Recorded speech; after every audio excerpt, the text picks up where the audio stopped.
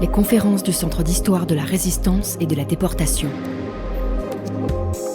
Historiens, universitaires, spécialistes livrent l'état de leurs recherches en cours.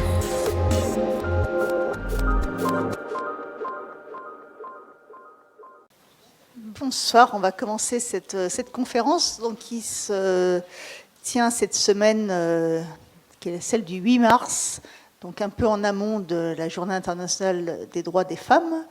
Et on a le plaisir d'accueillir Cindy Bies, qui est une chercheuse et aussi une enseignante en classe préparatoire, autour de son ouvrage Sauveteuses, les femmes et le sauvetage des Juifs dans la région Rhône-Alpes, qui est issu de sa thèse soutenue en 2015 sur les justes de la région Rhône-Alpes. C'était une prosopographie, je laisserai expliquer ce que c'est. C'est une biographie croisée d'un groupe d'individus. Donc là, on va parler donc, des sauveteuses, donc de l'implication des femmes. Pendant très longtemps, vous savez que l'histoire des femmes dans la résistance, elle a été un peu plus silencieuse qu'elle n'aurait dû. Mais quand on élargit la focale à autre chose qu'une résistance militaire, bien évidemment, dans la résistance civile, les femmes ont eu toute leur place. Et l'ouvrage commence par une citation de Lucie Aubrac, qui nous interroge sur le fait que, voilà, est-ce que la guerre est une histoire de femmes ? Alors, est-ce que c'est une histoire de femmes ? Et comment est-ce qu'elles peuvent s'impliquer pour sauver leurs contemporains ? C'est ce que Cindy va nous raconter au cours de cette conférence. Merci à elle, en tout cas. Bonsoir, alors merci à tous et toutes d'être venus ce soir m'écouter, écouter mes belles histoires surtout. Je tiens aussi à remercier, voilà, je tiens aussi à remercier Isabelle pour son invitation ainsi que Céline Fayet. Alors, voilà, je vais commencer tout simplement par la question qui m'est fréquemment posée quand je présente cet ouvrage, c'est pourquoi les femmes ? Pourquoi, au milieu de 700 pages de thèse, vous avez choisi de vous intéresser aux femmes ? Alors, pourquoi les femmes ? Parce que dès le début, dès mes premiers travaux de recherche, elles sont apparues comme une évidence. Elles étaient omniprésentes. Alors, non pas en termes numériques, puisque si on s'attache aux statistiques, qui étaient l'un des buts de ma thèse, eh bien, c'était moitié-moitié, hommes-femmes, mais surtout parce qu'elles étaient omniprésentes dans les archives que j'ai réussi à compiler, omniprésentes dans les témoignages, et les témoignages des enfants cachés, surtout, qui se souvenaient avant tout de cette figure féminine qui leur avait servi de mère de substitution quelques semaines, quelques mois, quelques années. Et ces femmes, eh bien, elles sont très peu connues. Celles de la résistance, déjà, ont une place un peu à part. En dehors de figures connues à Lyon comme Lucie Aubrac, Bertie Albrecht ou plus généralement Geneviève de Gaulle, les autres sont déjà peu connues. Les résistantes de la résistance civile, de la résistance humanitaire, le sont encore moins. Je vous demanderai peut-être si vous en êtes capable de m'en citer quelques-unes. Je ne suis pas sûre, à part si vous vous intéressez à la question, que vous en connaissez beaucoup. Alors, pourquoi ? Pourquoi est-ce qu'elles ne sont pas connues ? D'abord, c'est notre faute, mea culpa, la faute des historiens. Pendant très longtemps, on ne s'est pas intéressé à cette forme de résistance. Et j'ai très vite compris, en menant mes travaux de thèse, pourquoi on ne s'était pas intéressé à cette résistance. C'est parce qu'il est très, très dur d'en trouver des traces. Très, très dur de trouver des archives sur cette résistance-là. La résistance armée a laissé beaucoup de traces. La Shoah, du fait de la manie bureaucratique des nazis, mais aussi de Vichy, a laissé beaucoup de traces. Le sauvetage a laissé très peu de traces. Et sur mes 4 ans de travaux de thèse, eh bien, j'ai pris 2 ans, en tout et pour tout, pour réunir un maximum d'archives qui m'ont fait voyager dans toute la région, en Israël, à Paris, à Washington, etc., pour essayer d'avoir un maximum d'archives. Donc, les historiens ne les ont pas vraiment étudiées du fait de cette absence de sources. Mais cela tient aussi à ces femmes. Ces femmes n'ont pas voulu, après la guerre, raconter leur histoire, raconter ce qu'elles avaient fait, car pour elles, ce qu'elles avaient fait, finalement, ça n'était pas grand-chose, et ça ne valait pas le coup d'en parler. Ce silence, on peut l'interroger. C'est un silence qui renvoie d'une part à l'image que diffusait le régime de Vichy des femmes. Pour le régime de Vichy, les femmes ne sont pas seulement des femmes non citoyennes, puisque je vous le rappelle, à cette époque-là, les femmes n'ont toujours pas le droit de vote, mais les femmes doivent aussi être soumises à l'autorité masculine. Elles doivent être renvoyées à leur foyer. Un certain nombre de femmes fonctionnaires vont être démises de leurs fonctions pour retourner au foyer. Elles doivent faire des enfants, je vous rappelle, travail, famille, patrie, et elles ne doivent surtout pas pouvoir jouir comme elles veulent de leur corps, puisque désormais, l'avortement est non seulement pénalisé, mais condamnable à mort. Donc voilà l'image que Vichy avait de la femme.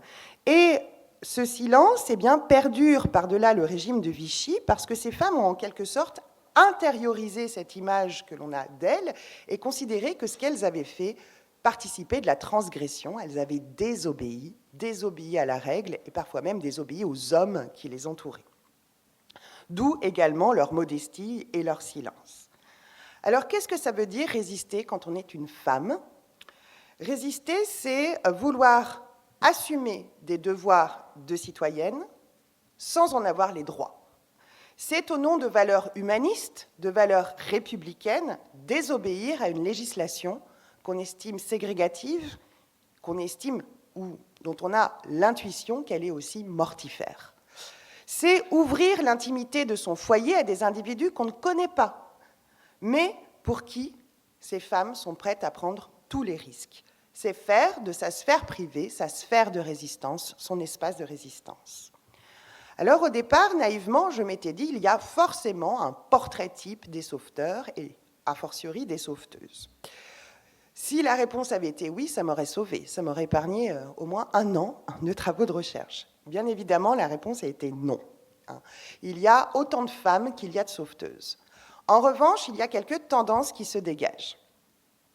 Tout d'abord, ces femmes sont des femmes, contrairement à la résistance armée, qui sont souvent des femmes d'âge mûr, entre guillemets. Mûr pour l'époque, j'entends. C'est-à-dire qu'elles ont entre 30 et 45 ans, quand elles... oui, pour l'époque.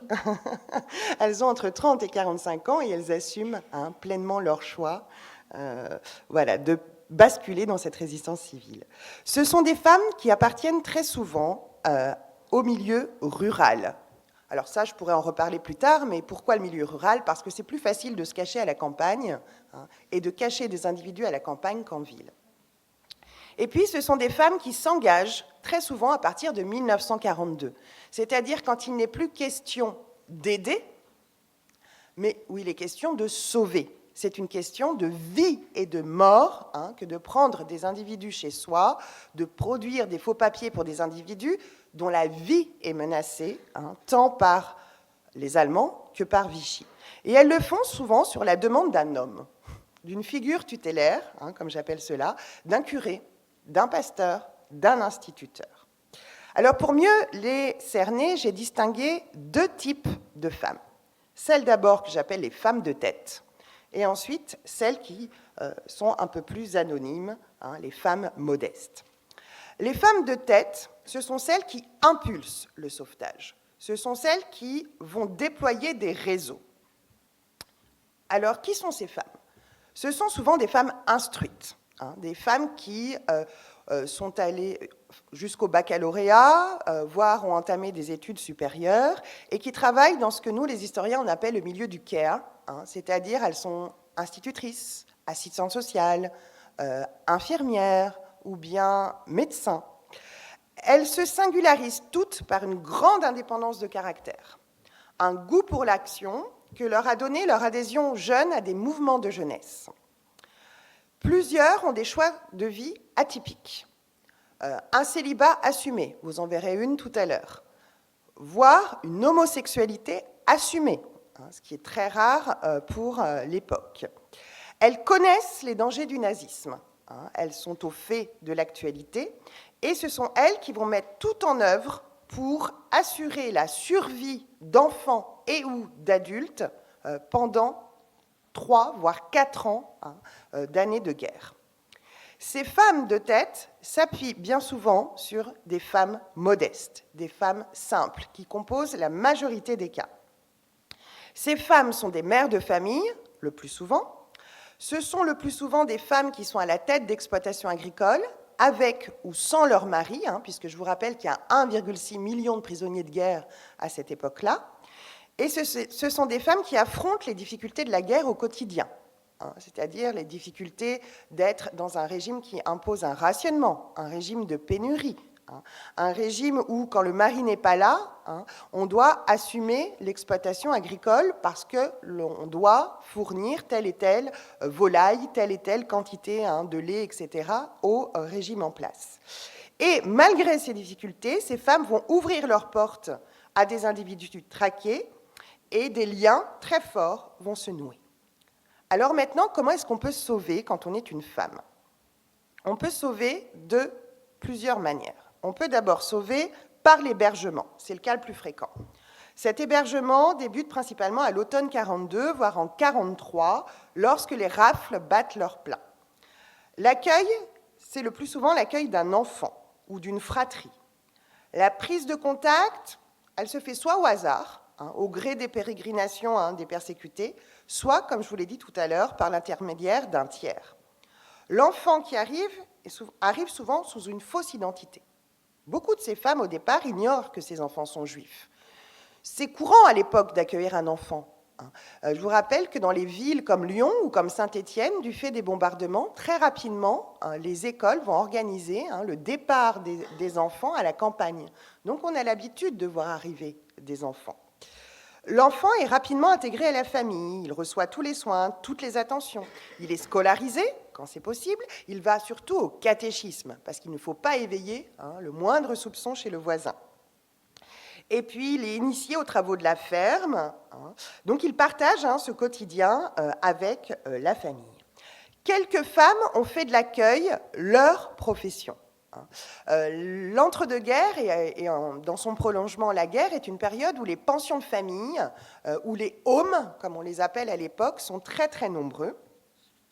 Ces établissements vont accueillir bien entendu des enfants juifs, et ces établissements, sachez-le, sont connus de Vichy.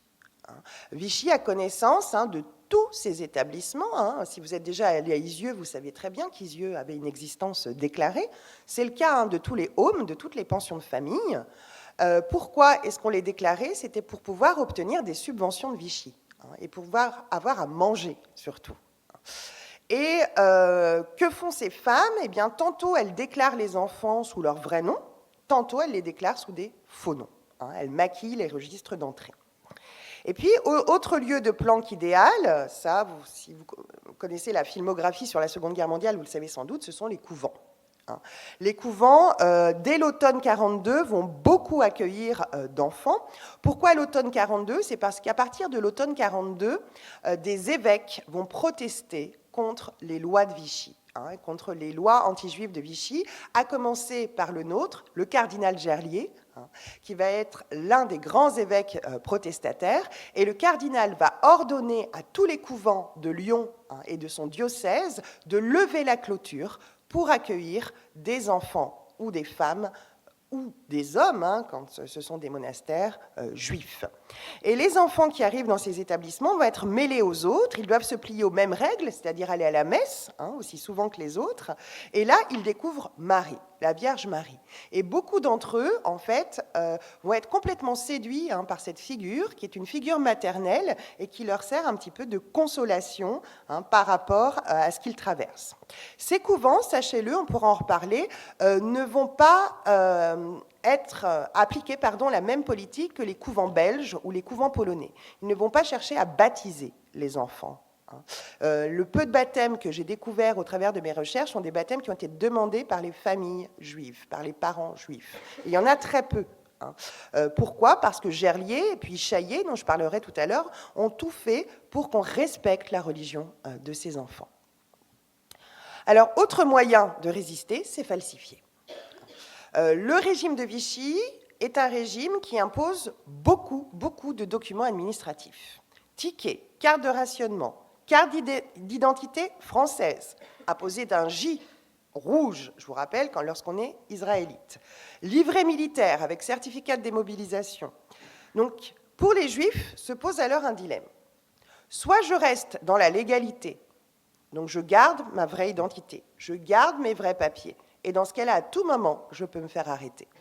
Soit je bascule dans l'illégalité, donc je me procure de faux papiers. Mais auprès de qui me procurer de faux papiers ? Ça ne tombe pas de soi. Eh bien, il se tournait à ce moment-là très souvent vers des organisations, voire du personnel administratif dévolu à cette tâche. Et à cette époque-là, beaucoup de femmes étaient secrétaires de mairie ou secrétaires de préfecture. Et ces femmes ont accès aux tampons authentiques. Et les tampons authentiques, c'est un précieux sésame pour tout faussaire. Donc ces femmes vont profiter de leur position officielle pour basculer dans l'illégalité avec ou sans la complicité du maire ou du préfet. Et certaines vont même aller plus loin, c'est-à-dire que quand elles verront qu'il devient dangereux d'utiliser des tampons authentiques, eh bien elles vont se mettre à produire des faux tampons. Donc produire des faux tampons à base de linoléum, produire des faux tampons à base de pommes de terre, on efface les écritures des vraies pièces d'identité à l'eau de Javel, on vieillit les faux à l'aide du jus de noix, et puis on invente des identités, on invente des adresses. Tout est fait, en fait, pour produire le maximum de faux, et ces faux vont être cachés dans des endroits absolument surprenants, comme les maisons d'enfants, je vous ai cité tout à l'heure, mais aussi dans des couvents. Vous verrez tout à l'heure, je vais vous raconter la meilleure planque qu'a trouvée Amitié chrétienne pour ces faux papiers. Enfin, la dernière façon d'aider, de résister quand on est une femme, c'est convoyer. Ça veut dire déplacer des enfants d'un point A à un point B. Alors, ces femmes, dans ce cas-là, sont plus jeunes parce que les voyages sont éreintants. Ce sont des jeunes femmes soit juives, soit non juives, qui vont officiellement être des assistantes sociales d'organismes complices de Vichy, comme le Secours national ou le service social d'aide aux étrangers. Donc ces jeunes femmes vont parcourir toute la zone sud. Elles vont aller chercher les enfants dans les homes juifs du centre de la France ou du sud-ouest pour les amener dans des familles non juives, voire vers la Suisse. Alors comment ça se passe ? Eh bien, ces jeunes femmes vont d'abord prendre un train pour trouver des familles. Il faut trouver des familles avant. Donc elles vont parcourir comme ça tout un département à l'aide de leur vélo pour essayer de trouver les familles. Une fois qu'elles les ont trouvées, elles vont chercher les enfants par groupe de 6 à 8. Elles les habillent d'uniformes scouts pour qu'ils passent inaperçus, et ensuite elles les convoient jusqu'aux familles qui acceptent de les recevoir. Ces familles touchent une pension, sachez-le.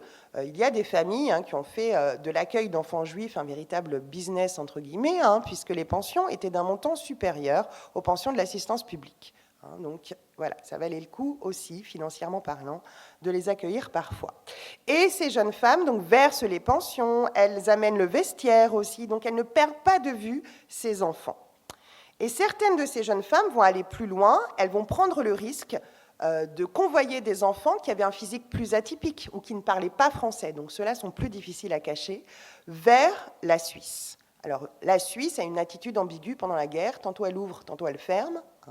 Et donc, elles vont effectuer ces voyages-là en collaboration avec des paroisses frontalières, et certaines vont le payer de leur vie. Donc, la plus connue, c'est Marianne Cohn, qui va être assassinée par la milice lors d'une de ces expéditions. Et l'autre figure connue, elle est ici, c'est Mila Racine, qui, elle, va être arrêtée et mourir dans un camp de concentration.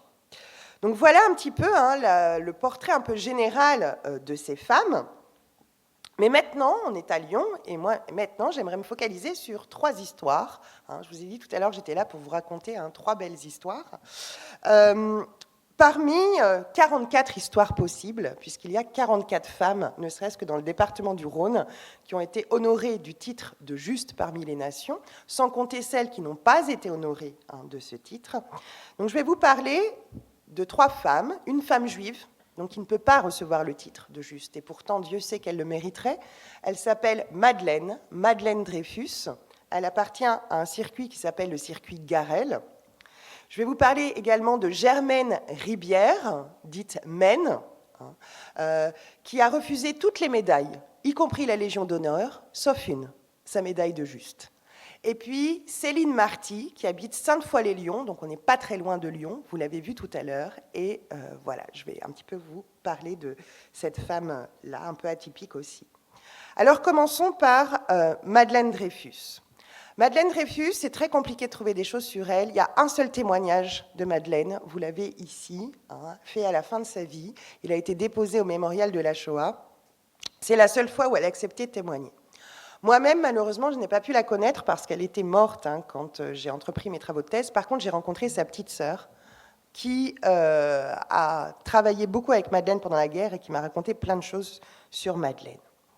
Alors, Madeleine appartient à la base à ce qu'on appelle l'OSE. Donc, je vais un petit peu vous raconter ce qu'est l'OSE, la Voilà jeune.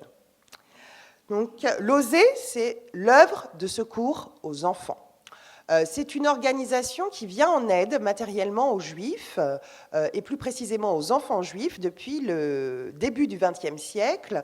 Initialement, c'est un organisme qui a été créé en Russie, dans le cadre des pogroms en Russie. Ensuite, ils se sont déplacés en Allemagne. Ils étaient là placés sous le parrainage d'un certain Albert Einstein.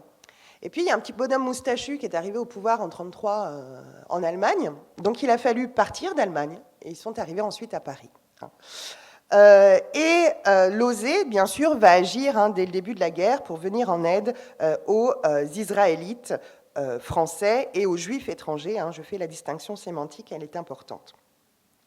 Donc, en novembre 1941, Charles Lederman, qui est le représentant de l'OSE dans les centres d'internement du sud de la France, et précisément à Rivesaltes, est chassé de Rivesaltes pour son action résistante.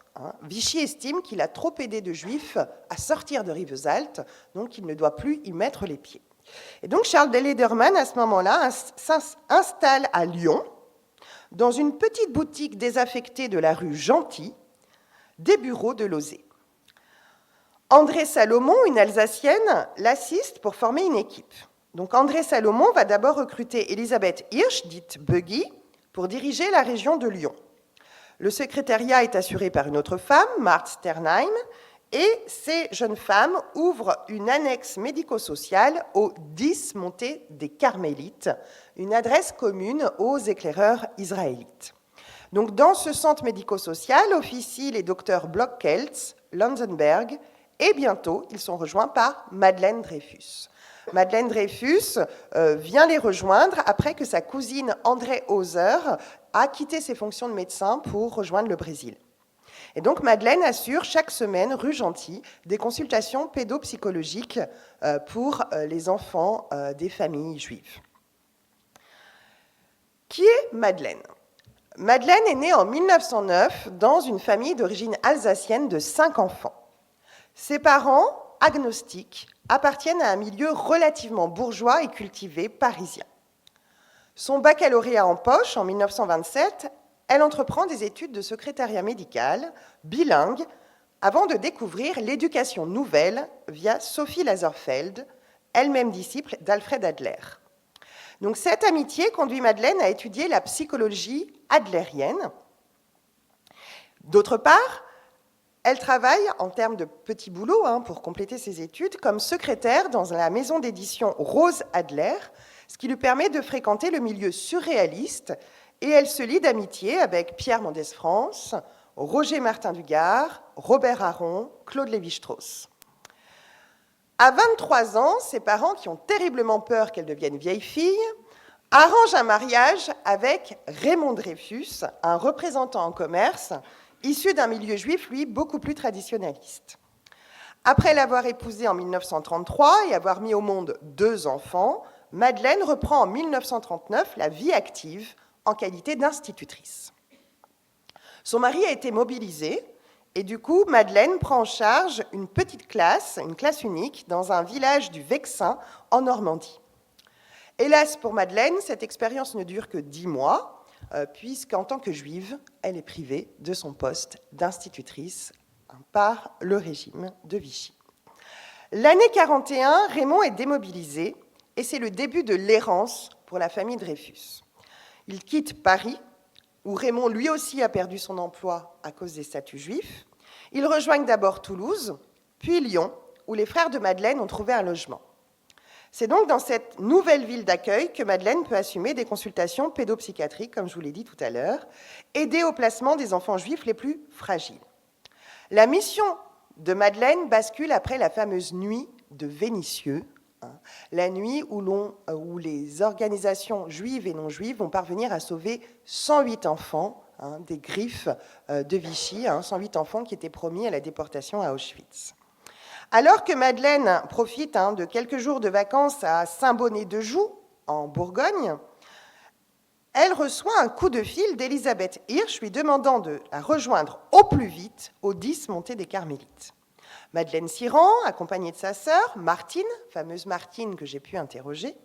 Et là, les deux femmes découvrent des enfants apeurés, démunis, en pleurs, hébétés, qu'il s'agit de disperser au plus vite. C'est cette nuit-là qui va faire basculer Madeleine dans la résistance aux côtés de Georges Garel. Le 29 août 1942 marque en effet l'acte de naissance du fameux circuit Garel à Lyon. Les rafles exigent que l'on disperse désormais les enfants juifs. Alors, l'idée première était de créer une nouvelle œuvre à façade non juive pour s'occuper de tous ces enfants. Mais très rapidement, on s'aperçoit qu'il ne va pas être possible de déposer en préfecture des statuts officiels d'une association qui hébergerait des enfants juifs. Donc, le projet est abandonné. Et puis, après avoir discuté avec le père de Lubac, après avoir discuté avec monseigneur Saliège, l'évêque de Toulouse, eh bien, finalement, Garel décide de faire reposer un système de camouflage clandestin sur les œuvres sociales catholiques de différents diocèses. Et le 16 janvier 1943, à l'hôtel Victoria à Lyon, est formé le fameux circuit Garel. Donc, le principe est simple. Les placements sont effectués par les mairies, les placements officiels, je vous l'ai dit, les placements d'enfants tout à l'heure. Donc, ça va permettre de dissimuler d'autres placements clandestins dans des familles laïques, catholiques ou protestantes, acquises à la cause du sauvetage. Et la connivence juif-non juif est un impératif à la réussite du circuit. Le personnel Garel doit apparaître comme arien. Donc la priorité est de recruter des agents sans accent, au physique insoupçonnable, pour pouvoir mener cette mission. Et c'est cette nouvelle charge qui revient à Madeleine. Donc Madeleine doit mettre en place un réseau de planques. Madeleine habite alors à Villeurbanne. Elle a déménagé entre-temps. Et elle sympathise avec un couple de quincailliers de Maisonneuve, les Jouves, qui l'orientent vers leur frère, M. Jouve, un fermier à l'Abatis, au Chambon-sur-Lignon. Voilà, lieu hautement connu. Ce sont les premiers contacts pris avec la Haute-Loire, bientôt complétés par ceux d'une autre femme très importante, si vous êtes stéphanois, vous la connaissez peut-être, qui s'appelle Dora Rivière. Dora Rivière, qui est un médecin de Saint-Étienne, une grande résistante de Saint-Étienne. La famille Rivière, en fait, ce sont des transporteurs, des déménageurs. Et on va profiter des camions de la famille Rivière pour transporter les enfants et les adultes au Chambon-sur-Lignon. Donc de septembre 42 à novembre 43, Madeleine multiplie les voyages en direction de ce bourg plusieurs fois par mois, accompagnée d'enfants de 18 mois à 16 ans. Donc elle se rend en train jusqu'à Saint-Étienne, puis elle prend le tortillard pour aller jusqu'au Chambon. Ces enfants sont étrangers. Pour certains, ils maîtrisent mal la langue française. Donc ils ont ordre de garder le silence tant qu'on n'est pas arrivé. Ensuite, ils sont répartis dans les familles que Madeleine est parvenue à convaincre. Madeleine assure également leur suivi, je vous l'ai dit tout à l'heure, elle leur apporte du linge, des médicaments, des tickets de rationnement. Donc Madeleine a une très très lourde charge logistique, et pour se souvenir de tout, elle a un petit carnet qui ne la quitte jamais, où elle note tout, vraie identité, fausse identité, lieu de placement, etc. Donc c'est elle qui réceptionne les fausses cartes d'identité qui sont fournies par Amitié chrétienne, j'en parlerai tout à l'heure. C'est elle qui réceptionne des grosses sommes en liquide, puisque je vous l'ai dit, on donne des pensions de 300 francs mensuels aux familles qui accueillent des enfants. Cet argent est fourni par le Joint, via la Suisse, et très rapidement, le Chambon ne suffit pas pour placer tous ces enfants. Donc, Madeleine va élargir les placements à Isieux, à la Loire, à la Drôme. L'année 43 est une année très importante pour Madeleine. L'année où elle donne naissance à son troisième enfant, Annette, le 29 août 43. Cette nouvelle maternité ne va pas du tout la ralentir dans ses activités. En septembre 43 se dessine une première alerte pour Madeleine Dreyfus. Sa belle-sœur est arrêtée avec ses 2 enfants et déportée. Donc, bouleversé, son mari lui demande de cesser ses activités, qu'il juge trop dangereuses. Et Madeleine, non pas par égard pour son époux, mais par égard pour ses enfants, accepte à une condition, que Raymond lui laisse le temps de trouver une personne pour prendre la relève. Le 23 novembre 1943, Madeleine reçoit un coup de fil du père d'un de ses protégés placé à l'Institut des sourds et muets à Villeurbanne, un lieu de transit avant une planque plus sûre. L'Institut est un lieu clé de la résistance à Villeurbanne. Il a d'abord été dirigé par M. Barange, qui a été réévoqué en octobre 1941 parce qu'il était franc-maçon et socialiste. M. Barange qui lui-même va cacher un enfant qui s'appelle Zilberstein, le papa d'Elsa Zilberstein, si vous connaissez l'actrice. Et le relais est pris par René Pelé et son épouse Marguerite. Eux sont membres du réseau Marco Polo, à compter de novembre 1942. Et ils en prennent même la direction à l'été 1943. Donc cette école sert autant de QG à la résistance armée que de planque temporaire pour les enfants juifs de Madeleine. Donc M. Cadouche, qui est l'informe qu'il a entendu parler d'une rafle imminente et insiste pour que Madeleine extrait au plus vite son enfant. Cette dernière appelle aussitôt l'école, la femme à l'autre bout du fil, qui a un pistolet de la Gestapo sur la tempe, l'enjoint de venir le plus rapidement possible. Madeleine pressent qu'il y a un problème, mais elle ne dit rien à son époux. Elle rassemble tous les papiers compromettants, ainsi que le petit carnet, les planque dans une malle, qu'elle planque dans un garage à côté de son appartement, et elle prend ensuite le bus direction Villeurbanne. Et là, vous en doutez, le piège se referme sur elle. Elle est arrêtée avec 2 autres femmes juives, Lily Garel et Raya Lederman, et elle est en possession de ses vrais papiers d'identité. Et c'est là qu'est le problème pour elle. Parce que ce n'est pas le fait qu'elle soit arrêtée en tant que juive qui lui pose problème. Ce qui lui pose problème, c'est qu'il y a sa vraie adresse sur ses papiers d'identité. Ça veut dire que ses 3 enfants et son mari peuvent être arrêtés par la Gestapo. Donc, elle va demander à plusieurs reprises à avoir le droit d'aller allaiter son bébé. Dans un premier temps, on lui refuse. Mais par contre, on accepte qu'elle passe un coup de fil. Donc elle passe un coup de fil à un membre de l'UGIF et par un message codé, elle parvient à avertir sa famille qu'elle a été arrêtée et qu'il faut prendre la fuite au plus vite. Et puis, comme elle est en peine, elle ne sait pas si le message est parvenu, elle demande à nouveau si elle peut aller allaiter son bébé. Et là, la Gestapo accepte, l'accompagne jusqu'au 72 Cours Viton, qui est sa nouvelle adresse. Et fort heureusement, elle découvre alors que l'appartement a été évacué et que ses instructions ont bien été suivies. Donc Madeleine va être enfermée à Montluc en tant que juive et non en tant que résistante. Elle demeure 2 mois dans le dortoir des femmes juives, subissant interrogatoires et humiliations. Et à plusieurs reprises, on va lui proposer de s'échapper. Les organisations juives vont parvenir à lui faire passer des messages pour qu'elle s'échappe. À chaque fois, elle va refuser de s'évader. Elle a trop peur pour les siens et pour les enfants qu'elle a cachés.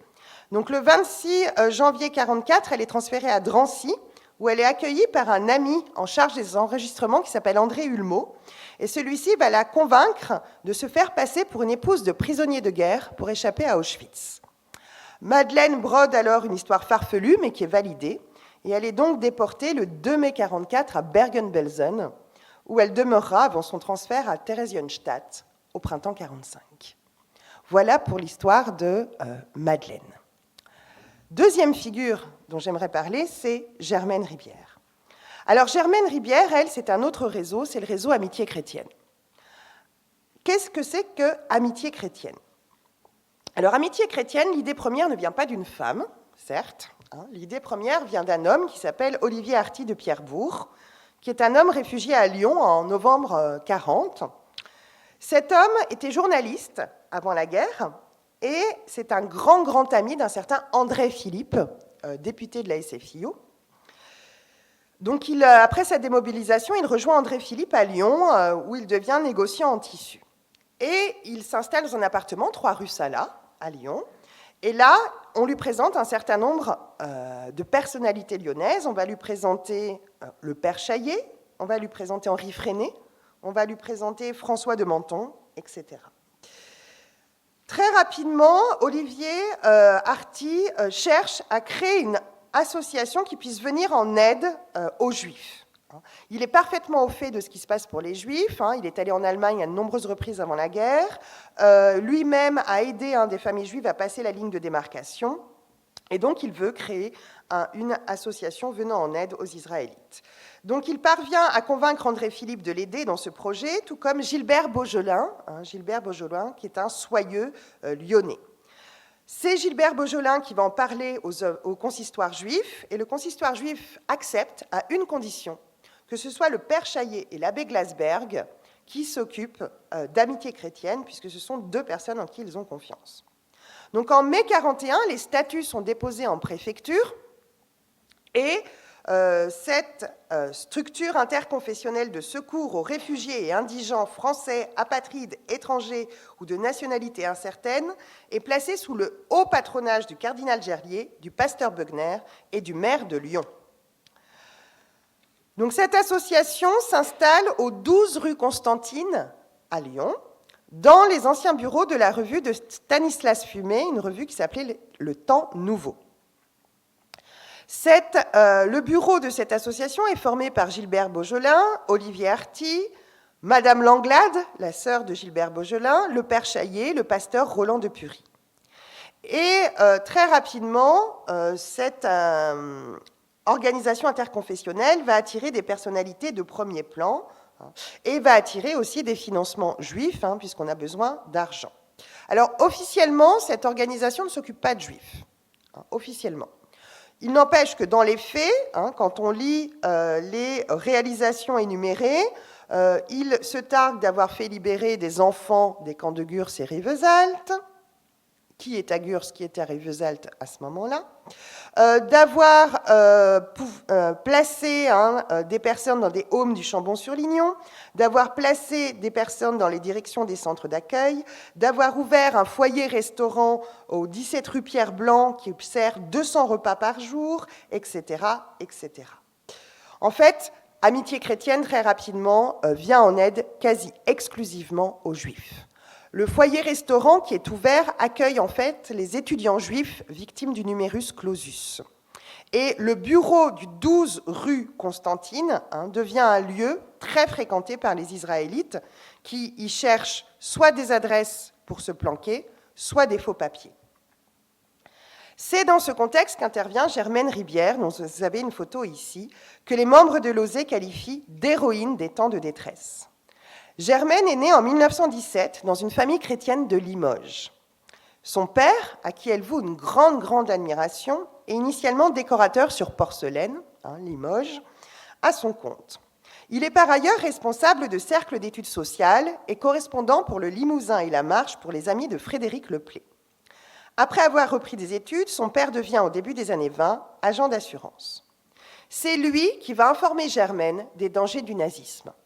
Son père est convaincu que le nazisme est une menace pour le christianisme. En 1937, Germaine perd son père, son bien-aimé, et elle a la même année une révélation à la lecture de l'encyclique Mit brennender Sorge de Pie XI. Désormais, pour elle, le nazisme est un danger à combattre. Donc, munie de son brevet élémentaire, elle n'obtiendra jamais le baccalauréat, elle monte sur Paris pour entreprendre des études de philosophie. Elle y devient en même temps responsable d'une section de la GEC féminine, un mouvement de jeunesse catholique, et son aumônier est le jésuite Yves de Monchoy, qui va être assassiné en 1944 pour fait de résistance. Dès l'invasion de 1940, Germaine est témoin des persécutions des Juifs, ce qui la révolte. Elle assiste à des arrestations dans le Marais et elle écrit à ce moment-là, je la cite, « Je souffre pour eux du plus profond de mon être. Je souffre pour mes frères et sœurs juifs. En présence de cette haine, je ressens des sueurs froides. Haïr n'est pas l'univers de Dieu. Haïr, c'est le refus de Dieu. » Donc Germaine est très pratiquante, elle va à la messe tous les matins et son engagement bascule vers l'œcuménisme. Dès 1940, elle agit sur plusieurs tableaux. Elle accompagne des enfants juifs de Paris vers la zone libre, où elle parvient à les cacher dans des institutions chrétiennes. Ses voyages à Limoges lui font côtoyer des juifs réfugiés d'Alsace et Lorraine, et elle s'engage alors aux côtés des rabbins Bloch de Poitiers et Deutsch de Limoges. Elle parvient enfin, en qualité d'assistante sociale du Secours national, à entrer dans les centres d'internement du Récébédou et de Gurs, où elle est horrifiée par les conditions de vie. Si une participation à une manifestation patriotique le 11 novembre 40 lui vaut l'interdiction de retourner à Limoges pour Noël 40, elle décide de ne pas abandonner le combat, mais de s'engager plus amplement dans la lutte humanitaire. À l'été 41, elle rejoint Lyon, où elle entre dans les rangs d'Amitié chrétienne. Elle loge alors au foyer des étudiantes avec 3 autres compagnes, dont Renée Mély, un foyer dépendant du couvent Notre-Dame de Sion, ici au 7 rue Pierre-Robin. La mère supérieure, mère Clotilde, initialement comtesse, c'était une comtesse de Chazelles, avait fait la connaissance de l'abbé Glasberg, que vous voyez ici, en 1936, lors d'une conférence tenue dans les locaux de la Chronique sociale. Dès lors, mère Clotilde entretient une relation constante et fidèle avec la paroisse de Notre-Dame de Saint-Alban, où Glasberg officiait en qualité de vicaire. Mère Clotilde est également proche du père Chaillet. Dès 1938, elle accepte d'accueillir pour lui des jeunes femmes juives d'origine autrichienne et elle apporte un soutien matériel et financier à son comité de secours aux réfugiés. En septembre 1941, elle accepte donc d'héberger Maine et ses compagnes. À l'hiver 41-42, Germaine Ribière fait la rencontre au séminaire universitaire de Jean Stétten Bernard, dit Hameçon. Ce dernier accepte de produire des faux papiers pour Amitié chrétienne. Je le cite. « Maine me présente encore à Dodo, David Donoff, Soutou et Revent, qui fera la liaison entre le labo et le groupement. Joseph Revent, lui, est né à Munich en 1918. Il est issu d'une famille juive convertie au protestantisme. Il s'est réfugié en France en 1934 et il devient, pendant la guerre, le bras droit de Jean Stétten Bernard. Il vit tout près du couvent de Notre-Dame de Sion. Pourquoi ? Parce que le couvent devient le lieu où l'on entrepose les faux papiers. Alors, je vous explique. Les faux papiers sont cachés derrière l'autel, dans la chapelle du couvent de Notre-Dame de Sion, et les faux tampons sont cachés dans une double paroi de la bibliothèque qui se trouve dans le bureau de la mère supérieure. Donc, quand je vous disais tout à l'heure que les lieux de planque sont un peu farfelus, c'est véritablement le cas. Donc, Germaine Ribière s'emploie désormais à plein temps à venir au secours des Juifs persécutés, tant en région parisienne, où elle retourne régulièrement, que dans le Limousin ou dans la région Rhône-Alpes. Dès son arrivée à Lyon, elle rencontre régulièrement le père Chaillet dans l'appartement de 2 sœurs, 15 rue d'Algérie. Au plus fort des rafles en zone libre, à l'été 42, l'activité de Germaine redouble. Elle assiste tout d'abord, impuissante, à la liquidation du centre d'internement de Nexon. Elle va accompagner les Juifs, notamment les enfants juifs, dans les wagons, en fait, qui partent de la gare et qui vont jusqu'à Drancy. À Drancy, elle sera obligée de les laisser. Et elle réalise à ce moment-là ce qui arrive à ces familles. Et donc cela la convainc d'agir encore davantage. Donc en août 1942, elle va apporter son soutien au pasteur Chaudier, le pasteur de Limoges, pour cacher les enfants des Haumes de Lauzet, du Magelier et de Chabannes dans des familles non juives. C'est elle également qui va parler de son expérience à Monseigneur Saliège. Et suite à cet entretien, le 23 août 1942, Saliège proteste publiquement, et le premier évêque a protesté publiquement contre la politique ségrégative et mortifère de Vichy. De retour à Lyon, elle apprend que le père Chaillet, après l'épisode de Vénissieux, a été condamné à l'exil à Privas. Chaillet va demeurer 2 mois à Privas avant de se cacher dans un préventorium à Saint-Julien-de-Ré dans l'Isère, sur les pentes de la Chartreuse. Dès lors, Germaine multiplie les allers-retours entre Lyon et Grenoble, où elle entre également en contact avec le couvent de Sion à Grenoble et Denise Paulin. Germaine est infatigable. Elle parcourt des kilomètres et des kilomètres à vélo. Elle parcourt des kilomètres et des kilomètres en train, à l'aide d'une carte de la Croix-Rouge. Toujours accompagnée, vous le verrez ici, de son cartable en cuir, où elle planquait tous ses faux papiers. Le mercredi 27 janvier 1943, la Gestapo, accompagnée de la police française, effectue une descente dans les locaux d'Amitié chrétienne. Ce jour-là, beaucoup de responsables sont présents. Chaillet, je vais vous montrer Chaillet, je suis passée vite sur son portrait tout à l'heure, c'est lui. David Donoff, Jean-Marie Soutou, Théo Klein, Mademoiselle Bloch et Dolly Argot. Ils sont tous rassemblés en fait dans un seul et même bureau. Il faisait très très froid ce jour-là. Il y avait un tout petit poêle qui chauffait la pièce. Donc ils étaient tous rassemblés autour du poêle quand la Gestapo débarque. Les Allemands laissent David Donoff allumer un feu, ce qui permet de vite brûler quelques documents compromettants. Et Chaillet lui-même avale quelques documents, mâche quelques documents pour que ça ne tombe pas entre les mains de la Gestapo. Chaillet va jouer le naïf. Il va se faire passer pour un curé du Nord, réfugié à Lyon, venu demander des couvertures. Donc il est immédiatement relâché, tout comme Dodo. Tous les autres sont conduits à Montluc. Germaine Ribière, dès sa sortie du train, est informée par le père de Lubac de la souricière tendue, le matin même, rue Constantine. Donc elle se rend aussitôt à l'archevêché. À ce moment-là, Gerlier ne peut pas la recevoir, mais lui dit d'aller rejoindre le doyen Garot, président d'Amitié chrétienne. Finalement, à 17h30, elle se rend chez le pasteur de Purie. Je la cite, « Dans la soirée, un véritable conseil de guerre se tient chez le pasteur de Purie, 30 montées de la Boucle. » Donc sont présents le pasteur, Germaine Ribière, Monsieur Chamussy, le trésorier comptable. L'heure est grave, il s'agit d'évacuer tous les documents présents dans les locaux et surtout, d'empêcher les Juifs le lendemain de se rendre au bureau d'Amitié chrétienne puisque c'était un jour de permanence. Donc Germaine Ribière, Jean-Stéphane Bernard, le père Fraisse, un jésuite proche de Chaillet, et Joseph Revent, se retrouve en lieu sûr. Un plan est élaboré.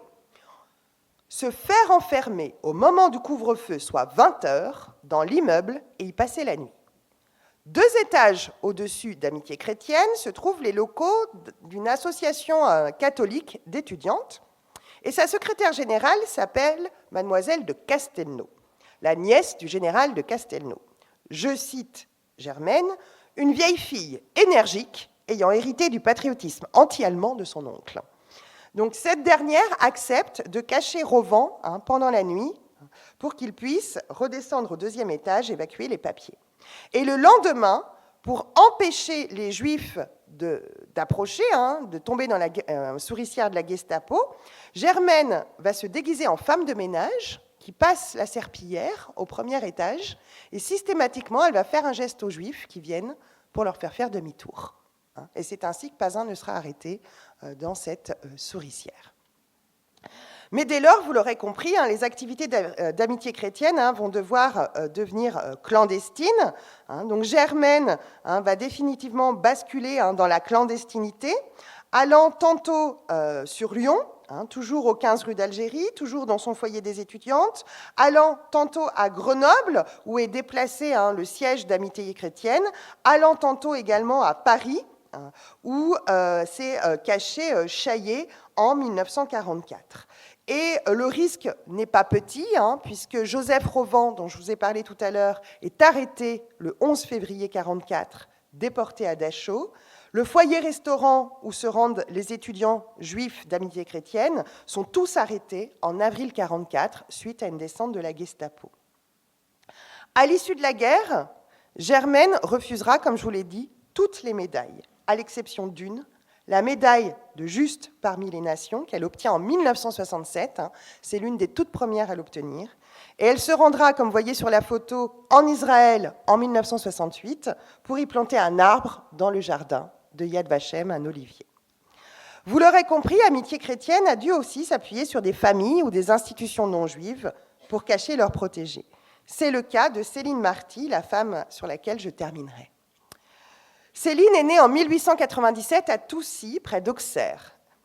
Enfant, elle se déplace énormément puisque son père est contrôleur des impôts, ce qui lui impose de nombreuses affectations. Après avoir terminé son brevet élémentaire, elle s'oriente vers la carrière d'institutrice. Elle obtient un stage chez les frères de Saint-Jean-de-Dieu, en Belgique, pour être formée à la méthode de Crowley. Alors, je ne sais pas si vous connaissez cette méthode, c'est une méthode très proche de la méthode Montessori. C'est une méthode alternative. De retour en France, elle s'établit à Lyon, où se sont installés finalement ses parents. Ces derniers fréquentent la paroisse Notre-Dame de Saint-Alban. Ça doit vous dire quelque chose. Et Céline fait ainsi la connaissance du père Rémilleux, dont le vicaire était l'abbé Glasberg. Céline est anticléricale, mais elle a une grande admiration pour le père Rémilleux. Céline a un caractère bien trempé. Tout d'abord, c'est une célibataire endurcie. Elle, je la cite, considérait les hommes comme des bourreaux pour les femmes. Donc, elle n'a jamais voulu avoir un homme dans sa vie. Caractère bien trempé également, puisqu'en 1928, elle démissionne avec perte et fracas de l'instruction publique pour ouvrir sa propre école. Le premier institut médico-pédagogique de France pour recevoir des enfants déficients. L'instruction publique va lui mettre tous les bâtons possibles dans les roues. Heureusement pour elle, elle a le soutien d'un inspecteur de l'éducation et surtout des pédopsychiatres lyonnais, dont le docteur Brossat, donc ce qui va lui permettre d'ouvrir son institut. Lorsque la guerre éclate, Céline est entourée d'une trentaine d'enfants dans cet institut qui ont entre 6 et 15 ans, et elle en adoptera 4 parmi ses enfants. Le 29 août 1942, Céline est contactée par l'abbé Rémilleux, qui est devenu un ami proche. Il vient une fois par semaine dormir à l'Institut. Il le demande d'accueillir une petite fille juive extraite de Vénissieux, Denise Paluche, que vous voyez ici avec sa belle petite robe blanche, où vous la voyez là, voilà, là, au premier plan. Céline accepte aussitôt. Elle offre un foyer chaleureux à Denise, qui est devenue Gertrude, dite Trudy Marty. Céline lui apporte immédiatement toute son affection et la petite fille grandit entourée d'enfants. Il faut savoir que Trudy est née en 1937, donc elle est toute petite quand elle arrive dans cet institut. En septembre 1942, Céline voit arriver de nouveaux réfugiés. Maurice Suskind, originaire d'Anvers, sa sœur, faisant elle la navette de Lyon à Sainte-Foy pour lui rendre visite, puis Cornélie Mercant et sa mère. Les Mercant sont originaires d'Anvers, tout comme les Suskind. C'est donc par leur entremise que les deux femmes obtiennent l'adresse de la maison qui est 88 chemin de Fonds, 88 chemin de Fonds, j'ai oublié de vous le dire, à Sainte-Foy-les-Lyons, et l'institut qui s'appelle Chez nous. Donc le père de Cornélie ayant été arrêté en tentant le passage en Suisse, Cornélie et sa mère, aux abois, s'étaient tournés vers Lauzet, et Lauzet les a aussi enjoints de séjourner chez Céline Marty. Cornélie se mêle aux enfants, tandis que sa mère aide l'Institut au quotidien en termes d'intendance. Cornélie et sa maman y demeurent jusqu'en 1944. À ce moment-là, le danger devient plus grand et elles sont orientées vers une maison de Lauzet, appelée la Chaumière, à Saint-Paul-en-Chablais, où la mère de Cornélie, dite Nelly, devient économe. Le danger est en effet omniprésent pour Céline à compter de 1943 et surtout 1944. Tout d'abord, le médecin qui soigne les enfants est un Maurrassien, ayant appartenu aux Croix de Feu. Donc il peut à tout moment la vendre, mais ce qu'il ne fera pas. Il gardera le silence jusqu'à la fin de la guerre. Il n'empêche que l'Institut va subir plusieurs descentes de police. Donc Denise est tantôt cachée dans la cave, tantôt cachée chez une femme, une doctoresse, la doctoresse Bachmann, qui est une médecin suisse vivant à Sainte-Foy-les-Lyons. Dès août 1945, Céline entreprend des démarches administratives, une démarche de tutelle, pour adopter Denise. En vain. Lauzet est en effet parvenu, à l'aide d'un médaillon en argent et de papiers possédés par la Croix-Rouge, à retrouver l'adresse d'une tante vivant en Afrique du Sud. Je laisse ici la parole à Denise. À la fin de la guerre, on est venu me chercher pour partir en Afrique du Sud. Je ne voulais pas partir, et mademoiselle Marty a essayé de m'adopter. Je suis redevenue Denise. Je ne connaissais pas mon vrai prénom. J'avais 10 ans et demi, et j'avais l'impression d'être abandonnée par la famille Marty. J'ai pris un autobus toute seule, de Lyon à Paris, puis l'avion à Amsterdam, pour rejoindre une sœur de ma mère à Johannesburg. Il paraît que ma mère avait mis cette adresse dans un médaillon d'argent que je n'ai pas conservé, car il a été pris par ma tante. Donc, comme vous pouvez le sentir, Denise vit très mal cette nouvelle vie. Elle ne connaît pas du tout cette branche de la famille. Elle ne connaît pas non plus le son grand-père maternel, qu'elle rencontre pour la première fois après la guerre en Rhodésie. Ce dernier va lui montrer une image de ses parents dont elle avait complètement oublié les visages pendant son séjour. Et elle ne va rien partager avec cette famille. C'est pourquoi, dès 1958, après bien des péripéties, Denise va multiplier les fugues, elle parvient à reprendre contact avec les Marty, un contact qu'elle ne quittera jamais par la suite. Céline va rester sa maman de cœur jusqu'à sa mort, la mort de Céline, dans les années 70. Ainsi s'achève mon aperçu de ces sauveteuses, une histoire qui mérite, quoi qu'en aient voulu ces héroïnes modestes du quotidien, d'être sorties de l'ombre pour montrer pleinement le rôle des femmes dans cette résistance humanitaire. Je laisserai ici le dernier mot à André Malraux, rendant hommage aux résistantes en 1975. Avec quoi ferait-on la noblesse du monde, sinon avec celles qui la lui ont donnée ?